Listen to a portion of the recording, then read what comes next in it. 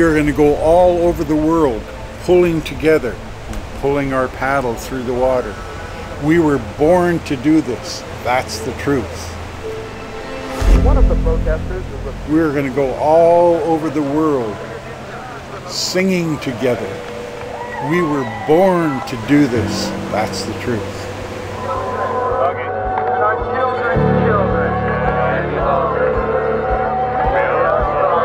This is just the beginning, everybody. Each year on Vancouver Island, more than 10,000 hectares, that's over 10,000 football fields worth of old-growth forests are cut down. Now, today, after 150 years of logging, that means that over 90% of the valley bottoms with the biggest trees and where the richest biodiversity resides has been logged. Well, old-growth forests are important for endangered species, for clean water, for wild salmon. You have a wide diversity of species, some of which can only survive in old-growth forests or dependent on them. You have vast amounts of carbon that are stored in these big old trees that helps mitigate climate change. They're very important for First Nations cultures who evolved in old-growth forests. And I believe that one of the most important values of ancient forests is that it imbues in humanity that sense of humility, that we're part of something much bigger and grander than ourselves. Even though the trees come back, you're still going to lose all the creatures that have to have the 500-year-old forest. No one's managing forests on 800-year-old time frames. It's a non-renewable resource. When you clear-cut an old-growth forest, vast amounts of carbon are released into the atmosphere through a number of ways. It comes from the rotting wood waste that's been left behind. It comes from the soils, which store huge amounts of carbon.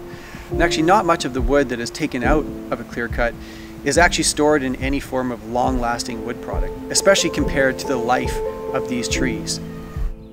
The timber industry is king in terms of the historic lobbying pressure on government policy.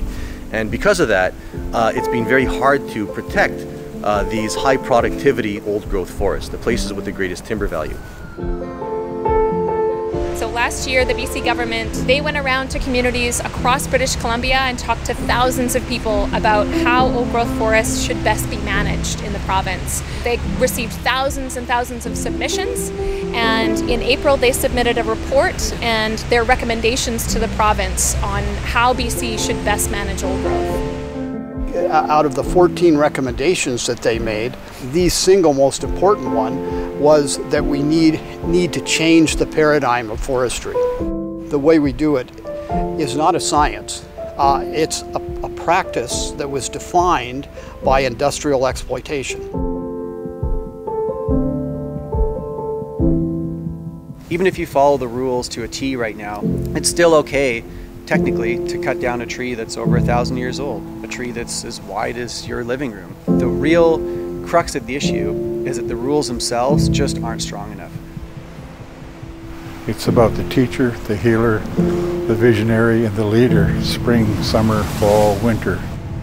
Children, women, men, elders. Fire, earth, water, air. It's the environment and how it can lead us on this incredible journey of discovery of who we are.